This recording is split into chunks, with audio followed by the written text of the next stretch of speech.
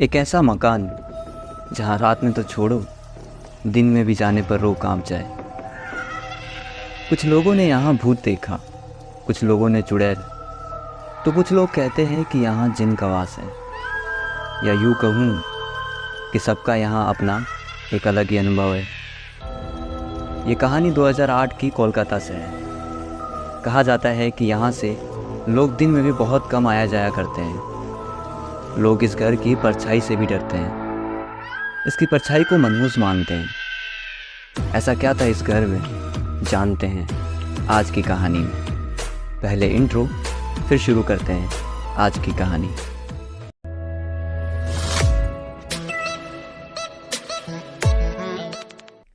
ऐसे तो इस जगह पर न जाने कितने लोगों के अलग अलग अनुभव हैं, पर यह कहानी है नेहा की। उस वक्त नेहा 10वीं कक्षा में पढ़ती थी और इस हिसाब से नेहा की उम्र का अंदाज़ा आप लगा ही सकते हैं। पढ़ाई में होशियार और हंसती खेलती प्यारी सी गुड़िया थी नेहा। लेकिन वक्त इतना ख़राब हुआ उनके लिए कि उन्हें आज भी उस जगह के नाम से डर लगता है।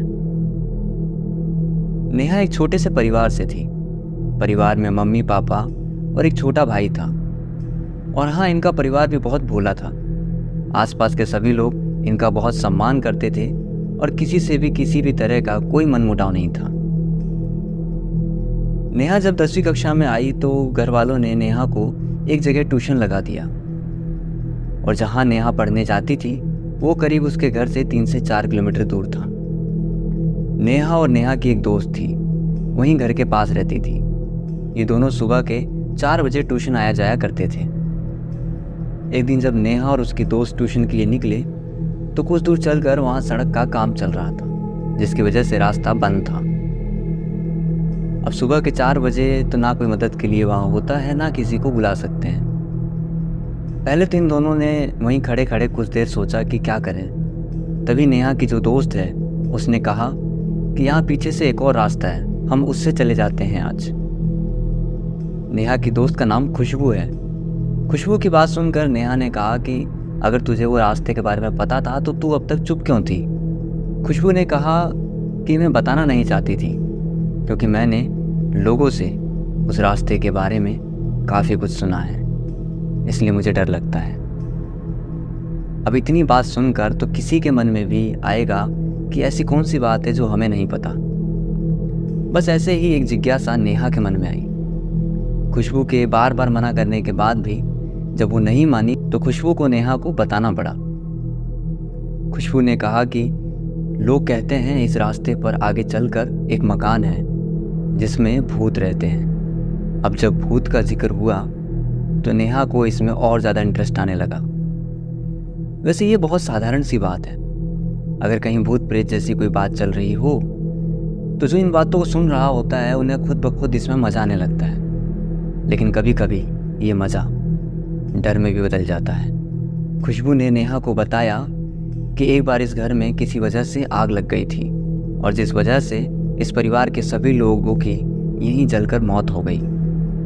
इस घटना के कुछ ही महीनों बाद लोगों को यहाँ से चीखने चिल्लाने की आवाज़ें सुनाई देने लगी। रात में लोगों ने ऐसा महसूस किया कि घर की खिड़की पर कोई खड़ा है और आसपास के पड़ोसी लोगों ने भी ये महसूस किया कि रात में इस घर में कुछ हलचल सी महसूस होती है। इस घटना के बाद इस घर के अगल बगल वाले लोगों ने भी धीरे धीरे अपने अपने मकान खाली कर दिए और तब से लोग रात तो दूर की बात यहाँ से दिन में भी गुजरने से डरते हैं। ये दोनों ये सारी बातें उसी रास्ते पर चलते चलते कर रही थी जहाँ से अगले ही कुछ दूरी पर वो मकान है। बातें करते करते ये दोनों उस मकान के सामने खड़े थे। 2 मंजिल का वो मकान अब खंडहर हो चुका था। काफ़ी छोटे छोटे पौधे उग गए थे और उसे देखकर लगता है जैसे इसमें सालों से कोई अंदर नहीं गया। बाहर एक छोटा सा लोहे का दरवाज़ा था, उस पर जो ताला था उस पर भी जंग लग चुकी थी। ये मकान आग लगने की वजह से काला हो चुका था। वैसे ये मकान सचमुच देखने में बहुत भयानक था। इन दोनों ने बस एक नज़र उस मकान से मिलाई होगी कि बस इतने में उस घर के भयानक रूप से ये दोनों डर गई और जल्दी से जल्दी सीधा अपने ट्यूशन के लिए निकल गई। उधर से वापस आते समय सुबह के 7 बज रहे थे और इस वक्त सड़कों पर लोग आना जाना शुरू कर चुके थे। दोनों वापस अपने पुराने वाले रास्ते से ही घर आए। वहाँ लोगों ने उन्हें बताया कि ये रास्ता आज ठीक हो जाएगा, तो आप कल से इस रास्ते पे आ जा सकते हो। मन में थोड़ी सी राहत हुई है सुनकर कि हमें कल से उस रास्ते पर दोबारा नहीं जाना पड़ेगा। इसके बाद दोनों घर आकर अपने स्कूल के लिए निकल गए। ये दिन बिल्कुल साधारण तरीके से गुजर गया। रात में नेहा खुशबू की बताई हुई कहानियों के बारे में, उस मकान के बारे में सोच रही थी। और जब मन में भूत प्रेत की बातें हो तो ये सवाल तो मन में आता ही है कि भूत दिखते कैसे होंगे, या जैसे हमने फिल्मों में देखा है क्या वैसे दिखते होंगे। नेहा को क्या पता था कि इस सवाल का जवाब उसे बहुत जल्द मिलने वाला है। उसने अपनी मम्मी से जाकर पूछा कि भूत कैसे दिखते हैं। तो नेहा की मम्मी ने कहा, बेटा पढ़ाई लिखाई में ध्यान दो और इन सब चीज़ों में मत पढ़ो, और वैसे भी इन सब चीज़ों को लेकर मजाक नहीं करते, जाओ पढ़ाई करो। मम्मी ने इस बात पर जरा भी ध्यान नहीं दिया कि आज ही अचानक नेहा के मन में सवाल कैसे आया। कहीं ऐसा तो नहीं कि नेहा का ध्यान धीरे धीरे प्रेतों की ओर होता जा रहा है। सुबह के करीब 4 बजे वही कोचिंग का टाइम। नेहा तैयार होकर कोचिंग के लिए निकली। रास्ते में खुशबू के घर पहुंची तो पता चला कि खुशबू की तबीयत थोड़ी खराब है, तो आज वो कोचिंग नहीं जाएगी। नेहा को आज अकेले ही कोचिंग के लिए निकलना पड़ा। कुछ दूर चली तो देखा कि वो रास्ता आज फिर बंद था। वहाँ काम अभी खत्म नहीं हुआ था, लेकिन कल जब ये लौट रहे थे तो इन्हें बताया गया था कि ये रास्ता आज चालू हो जाएगा। फिर ये बंद क्यों? कहीं ऐसा तो नहीं कि कोई नेहा को खुद तक लाने की कोशिश कर रहा हो। नेहा को अकेले अब उस रास्ते से गुजरना था जहाँ वो मकान आता है। नेहा के मन में थोड़ा डर तो था, पर उसने सोचा कोई बात नहीं, भूत प्रेत जैसा कुछ नहीं होता, ये सब हमारे मन का वहम है। ये सोचकर उसी रास्ते की ओर उसने अपनी साइकिल मोड़ ली। भूत प्रेत नहीं होते, ये सब मन का वहम है।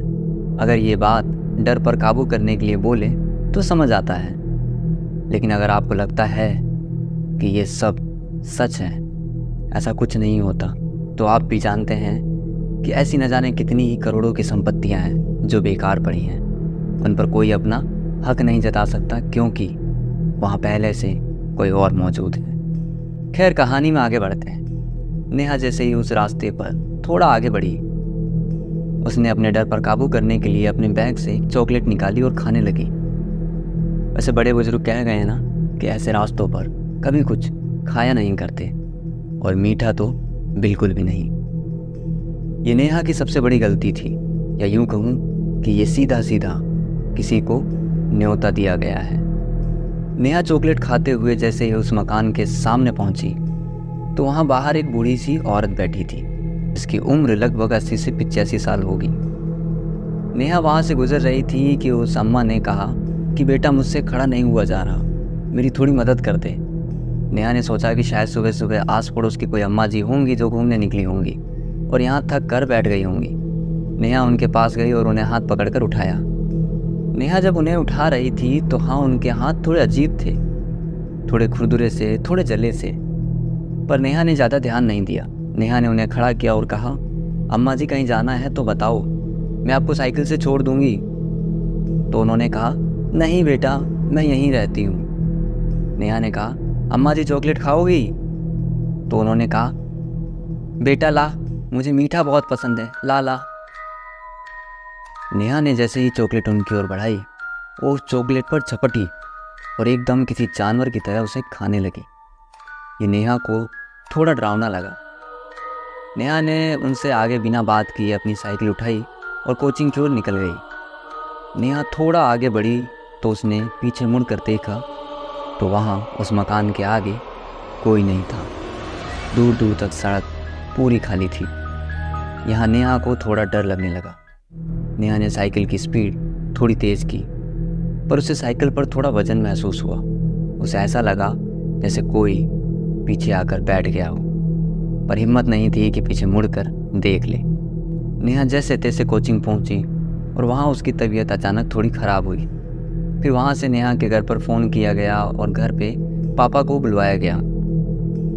नेहा के पापा वहाँ से डायरेक्ट हॉस्पिटल लेकर गए और हॉस्पिटल में डॉक्टर को दिखाया तो बस हल्की फुल्की कमज़ोरी की शिकायत बताकर दवाई लेकर वो लोग घर आ गए। पापा सुबह 10 बजे अपने ऑफिस के लिए निकल गए और भाई अपने स्कूल चला गया। मम्मी नेहा को नाश्ता और करवा कर अपने कामों में लगी रही। थोड़ी देर बाद नेहा उठी और जब वो घर में चल रही थी तो घर में से पायल की आवाज़ आ रही थी। मम्मी रसोई से बाहर आई देखने के लिए कि शायद कोई आया होगा, लेकिन जो आया है वो दिखना भी तो चाहिए। मम्मी को ये देखकर थोड़ा अजीब लगा कि नेहा के चलने से उन्हें पायल की आवाज़ आ रही है, लेकिन नेहा ने तो कोई पायल नहीं पहनी, फिर ये आवाज़ कैसे आ रही है। मम्मी ने नेहा को रोका और कहा कि तूने पायल पहनी है क्या? नेहा ने कहा नहीं तो। फिर मम्मी ने आगे इस बारे में ज़्यादा बात नहीं की, लेकिन जब नेहा चल रही थी तो वो थोड़ा झुक कर भी चल रही थी, जैसे कोई बुजुर्ग चलते हों। तबीयत खराब होने की वजह से होगा सोचकर मम्मी वापस अपने कामों में लगी रही। दोपहर के 2 बजे मम्मी नेहा को खाना खाने के लिए उठाने गई तो उन्हें नेहा के कमरे के बाहर से कुछ आवाज़ें आईं, तो मम्मी वहीं रुक गई। नेहा के कमरे से किसी बूढ़ी औरत के धीरे धीरे बात करने की और बीच बीच में हंसने की आवाज़ आ रही थी। नेहा की मम्मी ने जब ये सुना तो उन्हें लगा कि ये कौन आ गया हमारे घर में। उन्होंने जैसे ही दरवाज़ा खोला तो देखा नेहा तो सो रही है। ये उन्हें समझ नहीं आया। उन्होंने कमरे में इधर उधर देखा पर कोई नहीं दिखा, या यूं कहूँ कि कोई था और उन्हें दिखाई नहीं दिया। तभी बेड के एक कोने से उन्हें ऐसा लगा कि किसी की आंखें उन्हें देख रही हैं। ये धीरे धीरे उस तरफ गई तो वहाँ भी कोई नहीं था। यहाँ इनकी मम्मी को भी थोड़ा डर लगा, क्योंकि आज से पहले ऐसा अनुभव इन्होंने भी कभी नहीं किया था। इन्हें कुछ समझ नहीं आया और ये कमरे से बाहर आकर गेट को बंद कर दिया और नेहा के पापा को फ़ोन करके जल्दी से घर आने को कहा। उन्हें लगा कि शायद नेहा की तबीयत बिगड़ रही है, इसलिए ये जल्दी से घर आ गए और घर आकर सारी बात पता चली। पहले तो इन्हें भी विश्वास नहीं हुआ कि ऐसा कुछ हुआ है। फिर जब शाम के 7 बजे ये अपने ही घर के हॉल में बैठे चाय पी रहे थे, तभी इन्हें भी नेहा के कमरे से किसी के बात करने की आवाज़ आई और ये आवाज़ थोड़ी भारी थी, जैसे कोई बूढ़ी औरत हो। ये आवाज़ इन्होंने और इनकी पत्नी ने बिल्कुल साफ सुनी। ये जैसे ही कमरे का दरवाज़ा खोलते हैं तो वहाँ कोई नहीं था। फिर उन्होंने नेहा को उठाया और उससे पूछा कि तुम किसी से बात कर रही थी क्या, या कोई आया था यहाँ पर? लेकिन वो गुड़िया तो नींद में थी, उसे कुछ नहीं पता। फिर वो गुड़िया उठी और मुंह हाथ धोकर अपना चाय नाश्ता किया और वहीं पापा के पास बैठ गई। अभी तक सब कुछ इतना डरावना नहीं था जितना अब होने वाला था। रात के करीब 10 बजे खाना खाकर नेहा और उसका छोटा भाई अपने अपने कमरे में सोए हुए थे कि तभी नेहा अचानक से उठकर बैठ गई और कुछ अजीब सी आवाज़ों में बोलने लगी। ये देखकर उसका भाई उठा और उसने जब अपनी बहन को देखा तो वहाँ उसकी बहन की जगह कोई और था। चेहरा पूरा बदला हुआ सा, आंखें पूरी काली और सफ़ेद से बाल। ये देखकर उसका भाई बहुत ज़्यादा डर गया और ज़ोर से चिल्ला उठा। आवाज़ सुनकर मम्मी पापा जल्दी से कमरे में आए। पापा को कमरे में देखकर भाई जल्दी से उठा और पापा के पीछे छुपकर रोने लगा। किसी तरह उसकी मम्मी ने संभाला और पूछा कि क्या बात है। बच्चे ने सारी बात बताई और इन सब पर उन्हें थोड़ा बहुत विश्वास तो था, क्योंकि इन आवाज़ों को उन्होंने भी महसूस किया है। इतना सब होने के बाद भी नेहा सौ लोड़े आराम से सोई हुई थी। तभी उन्हें किसी के दांत भिसभिसा के हंसने की आवाज़ सुनाई दी। नेहा के पापा ने नेहा की मम्मी से कहा कि आप बच्चे को लेकर दूसरे कमरे में जाओ। उनकी मम्मी ने बिल्कुल यही किया। पापा ने नेहा को उठाया तो देखा कि वो अभी भी गहरी नींद में सोई हुई है। तभी उन्हें नेहा के पैरों के पास कोई बैठा हुआ नजर आया। काले कपड़ों में कोई औरत थी। ये देख उनके भी कदम पीछे की ओर हट गए। इतने में नेहा उठकर एकदम से बैठ गई और उसका सिर नीचे था और एकदम से भारी सी आवाज़ में बोलने लगी, चला जा यहाँ से, हमें अकेला छोड़ दे, नहीं तो जो दूसरे कमरे में हैं उन्हें खेल दिखा दूंगी। ये बात उन्हें समझ नहीं आई। उन्होंने कहा, नेहा बेटा क्या हुआ, उठो बेटा। उसने फिर कहा, तुझे एक बार समझ नहीं आता, तू जानता नहीं है मैं कौन हूँ। नेहा के इतने से कहते ही उसने अपना सिर ऊपर कर दिया उसका चेहरा सचमुच बहुत भयानक था। उसके पापा जल्दी से कमरे से बाहर आए और दरवाज़ा बंद कर दिया। यहाँ उन्हें समझ नहीं आया कि क्या करें, किससे मदद मांगे। तभी कमरे में ज़ोर ज़ोर से हंसने की आवाज़ें आने लगी, और कुछ आवाज़ें तो इतनी भयानक थी कि इन सब की रूह कांप गई। ये सब आवाज़ें और शोर सुनकर बाहर से कुछ लोग इनकी मदद के लिए आए, लेकिन मदद करेंगे किससे? कोई बीमारी हो तो समझ आए। वो प्रेत है, अकेला, न जाने कितनों पर भारी है। लोग इनके पास आए और पूछा, और जैसे ही दरवाज़ा खोलकर इन्होंने अपनी आंखों से देखा कि वो गुड़िया फर्श पर बैठी गोल गोल अपना सिर घुमा रही है, और फिर एकदम से उठकर ज़ोर ज़ोर से हंसते हुए घूमने लगी। घूमते घूमते जैसे ही वो रुकी और इनकी ओर देखा, ये जितने लोग मदद के लिए आए थे सब घर के बाहर। यहाँ एक आदमी नहीं रुका। इसके बाद नेहा ने खुद को कमरे में बंद कर लिया, और अंदर से वही आवाज़ें और वही भयानक सी चीखें सुनाई देने लगी। डर के मारे इन सब का बुरा हाल हो रहा था। तभी नेहा का दरवाज़ा खुला। नेहा फर्श पर बैठी थी और अपने पापा को बुलाकर कहा, जा मेरे लिए जलेबी लेकर आ, अगर नहीं लाया तो तेरे बच्चे को खा जाऊंगी। यहाँ कह सकते हैं कि नेहा नहीं थी, और जो था वो बहुत भयानक था। ये डरते डराते बाहर से जलेबी लेने निकले ही थे कि तभी इनके दरवाजे पर एक अम्मा आई। उन्होंने कहा कि बेटा क्या बात है, सब ठीक है ना, और ये कैसी आवाज़ें आ रही है तेरे घर से? इतना सुनकर नेहा के पापा रो पड़े और सारी बात बताई। दूसरे कमरे से उनकी पत्नी भी आ गई थी। अम्मा जी ने कहा, कोई बात नहीं, तू रो मत, और पत्नी से कहा कि बेटा तेरे घर में नींबू हो तो ले आ जरा। नींबू के साथ साथ अम्मा जी ने कुछ चीज़ें और मंगवाई। नेहा का कमरा अभी भी बंद था। जब सब कुछ कहे मुताबिक हो गया तो अम्मा जी ने कहा, बेटा जा और कमरे का दरवाज़ा खोल दे, उसे बाहर आना है अब। उन्होंने जाकर दरवाज़ा खोल दिया। दरवाज़ा खोलते ही नेहा किसी जानवर की तरह चलती हुई भयानक तरीके से उनके सामने आई और कहा, ला तू जो मेरे लिए लाई है, ला वो दे दे मुझे। अम्मा जी ने कहा, हाँ देती हूँ। अम्मा जी ने वो सारी चीज़ें एक थाली में रखी और कहा, ले ले तुझे जो चाहिए। नींबू और वो सारी चीज़ें देखकर नेहा एकदम से तिलमिला उठी और दांत किटकिटाते हुए इन सब की ओर देखकर बोली, इसे क्यों बुला लाया तुम? मैंने कुछ किया तेरी बेटी को? मैं आराम से रह रही हूँ ना, फिर इसे क्यों बुला लाया? अब देख मैं क्या करती हूँ। अम्मा जी ने कहा, कुछ नहीं होगा तेरे से, मुझे जानती है ना। इतना कहकर अम्मा जी ने उसके दोनों पैरों के अंगूठों से नींबू को छुआया और उसमें एक सुई चुभा दी। इतना होते ही नेहा जोर से चिल्ला उठी और कहा, मत कर, मुझे जाने दे, मैं कुछ नहीं करूँगी, मुझे वापस जाने दे।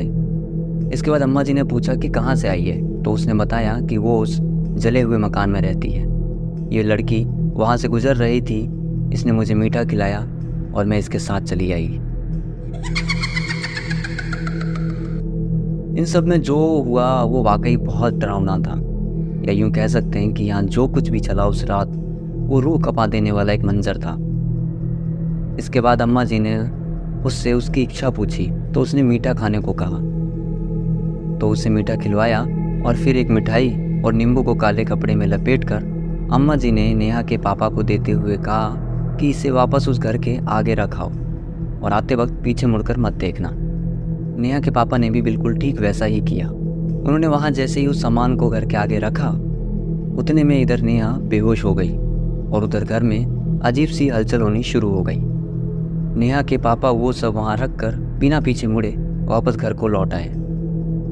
एक कमाल की बात बताऊँ इन सब में, उस दिन के बाद से वो जो अम्मा इनके घर आई थी वो उन्हें कहीं नहीं दिखी और ना ये उन्हें जानते थे। फिर वो थी कौन और इनकी मदद क्यों की? ये सवाल आज भी एक सवाल ही है। बस इतनी सी थी ये कहानी। ये कहानी आपको कैसी लगी हमें मैसेज या कमेंट करके ज़रूर बताइएगा, और अगर कहानी पसंद आई तो इसे औरों तक शेयर कीजिएगा। आपसे फिर मुलाकात होगी एक बार फिर एक नई कहानी या एक नए किस्से के साथ में। तब तक के लिए बने रहिए जेएस डायरी पे। मेरा नाम है आकाश।